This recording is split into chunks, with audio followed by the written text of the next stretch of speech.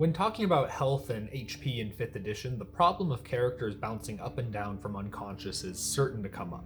Unconscious in 5th edition is really not that dangerous. Any healing pops a character back up to full fighting strength and they can continue going on as if they were never down. This means that unless DMs always go for the kill, going unconscious and by extension, combat in general can start to feel a little bit toothless.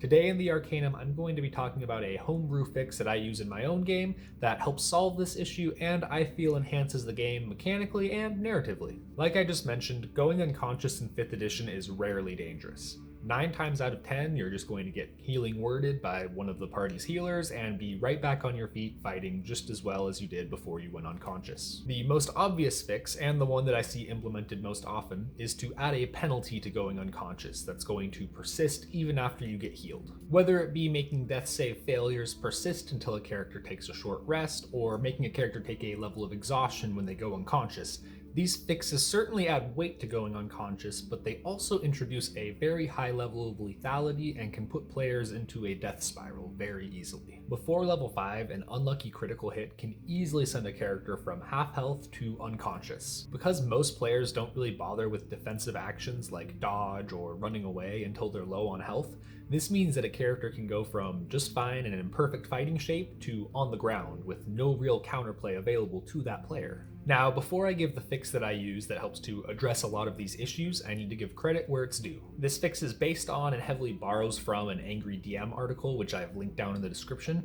If you have the time, I encourage you to go read it. It goes into a bit more depth about the psychology of the change and talks a bit more about the different shortcomings of 5th edition's health system and why it needs to be changed. On to the fix. What I use in my game, and I've been using for about 2 years now, is to split HP into 2 different pools: health and endurance. Endurance represents a character's stamina and ability to keep fighting, as well as dodge, block, or otherwise prevent themselves from getting seriously injured. When a character has endurance and takes damage, at least narratively, they're not being seriously injured. They're blocking the attack in a taxing way, they're doing an impressive dodge but getting a scratch across their cheek, or somehow blocking significant injury in a strenuous way. Sometimes when a character that still has endurance takes damage, I'll ask the player what their character does to survive that attack, and give them a little bit of narrative control where they talk about the impressive block or cool dodge they do to get out of the way. It's a small thing, but it gives your players a little bit more narrative control, lets them control how their character deals with combat, and it helps to keep them engaged even when it isn't their turn. Health, on the other hand, is a character's ability to take damage and stay conscious. It's how many times they can be stabbed, how many arrows they can be shot with, and represents the amount of injury they can take. If a character takes damage to their health, they have an arrow sticking out of their shoulder, or they just got stabbed by a sword. Now, with the basic concept of this fix explained, let's move on to the numbers. First, how much endurance and how much health does a character have? Endurance is easy. However many hit points a character would normally have, based off their hit dice and their constitution modifier, that's how much endurance they have. Health is a little bit trickier because we want it to be a smaller pool, but still significant. At first level, a character has just as much health as they have endurance, but this is the only level where that is true. From then on, a character only increases their health at levels 4, 8, 12, 16, and 19. Which you might recognize as the typical ability score increase levels. At these levels, a character's health increases by the same amount that their endurance does. As a quick example, let's take a ranger with a +2 to constitution, and for simplicity, we're just going to take the average hit dice value of 6 for every level past 1. At level 1, they would have 12 endurance and 12 health. At level 2, they would have 20 endurance and 12 health. At level 3, they would have 28 endurance and 12 health, and at level 4, they would finally have 36 endurance and their first health increase to 20 health. At low levels, characters will have about half as much health as they do endurance, which will slowly shift to about a third as much health as endurance as they level up more. Now, this next part of the rule is probably the most important part of the change and part of what makes it work. Health and endurance are, in general, completely distinct pools, and an effect will only impact one of them at a time. If a character has any endurance, they can't take any damage to their health. If a character has 5 endurance and gets hit for 20 damage, they just lose that 5 endurance and the rest of the damage goes away, similar to how getting knocked unconscious currently works in 5th edition. It might be slightly unintuitive to have it work this way, but when a character has endurance, we want them to know that they're safe and that they can fight at full strength and not really worry about taking defensive options. Once they're down to their health, that's when they're in danger and they need to really start looking for healing, taking the dodge action, or just running away. It makes it much more likely that characters are going to have a chance to respond in between being put in a bad situation and going unconscious. It also helps to take some of the swinginess out of low-level play, where a single critical can easily take out a first-level character. Under these rules, that critical hit is still going to hurt that character and put them in a bad spot, but it's not an instant end to that character's adventure.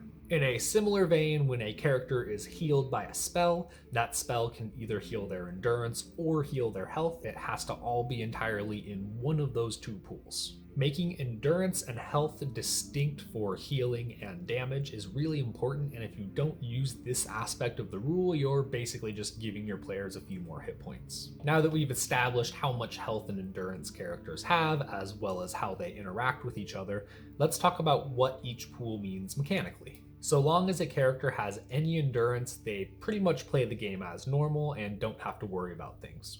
However, the second a character's endurance hits 0, they immediately become winded. While winded, a character takes significant penalties to their offense. All of their attacks are made at disadvantage, and any creature that makes a saving throw against that character has advantage. Because their attacks and spells are going to be much less effective while winded, that means a character is better served taking the dodge action or trying to heal themselves to get some endurance back.